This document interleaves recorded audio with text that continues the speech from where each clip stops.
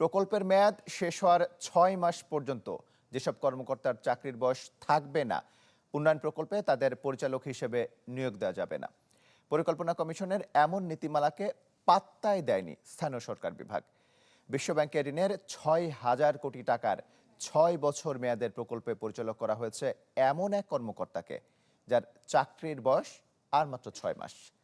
রাজনৈতিক পট পরিবর্তনের পরও যাকে অনিয়মের বড় উদাহরণ হিসেবে দেখছেন বিশ্লেষকরা। ইমদাদ হকের রিপোর্ট।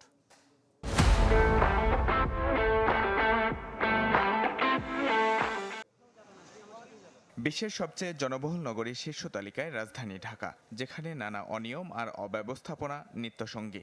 তাই ঢাকার উপর চাপ কমাতে নেওয়া হয় অন্য শহরগুলোর সক্ষমতা বাড়ানোর উদ্যোগ, কিন্তু গলদ একেবারে গোড়াতে।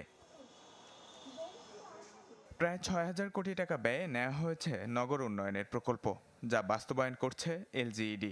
দেশের গুরুত্বপূর্ণ শহরগুলোতে আধুনিক সুযোগ সুবিধা সহ পরিকল্পিত নগরায়নের এই প্রকল্পটা শুরুই হয়েছে অনিয়মের মাধ্যমে।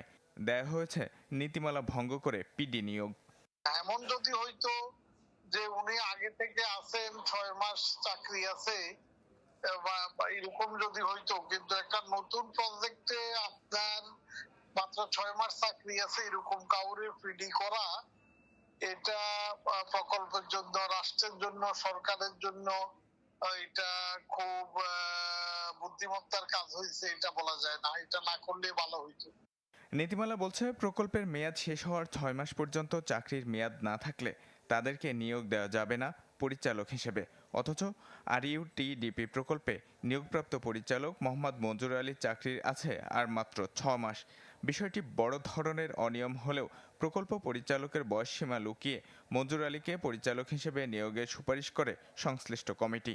যদি কারো ইম্পর্টেন্স থাকে, তাকে যে কোনো সময়ের জন্য নিয়োগ দিতে পারে।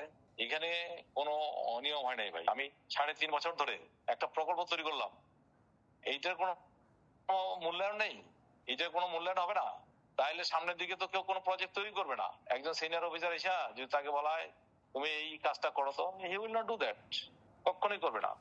বিষয়টিকে সুশাসন নিশ্চিতের বড় অন্তরায় হিসেবে দেখছেন বিশ্লেষকরা। নিয়মের লঙ্ঘন, আর অন্য দিক থেকে এটা এই জিনিসটাই প্রমাণ করে যে এই ধরনের প্রকল্প পরিচালক হওয়ার পিছনে প্রকল্প পরিচালনার বাইরে অন্য কোনো উপাদান কাজ করে, অন্য কোনো ইনসেন্টিভ, অনুপ্রেরণা বা প্রণোদনা কাজ করে, যে কারণে এরকম এই ধরনের নিয়ম বহির্ভূতভাবে নিয়োগ হয়, নিয়োগ অনুমোদন হয়।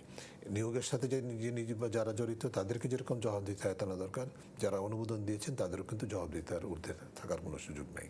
এ বিষয়ে কয়েক দফায় যোগাযোগ করা হলেও কথা বলতে চাননি পিডি নিয়োগ কমিটির সভাপতি, স্থানীয় সরকার সচিব নিজামুদ্দিন বা এলজিইডির প্রধান প্রকৌশলী আব্দুর রশিদ মিয়া। ইমদাদ হক, চ্যানেল 24, ঢাকা।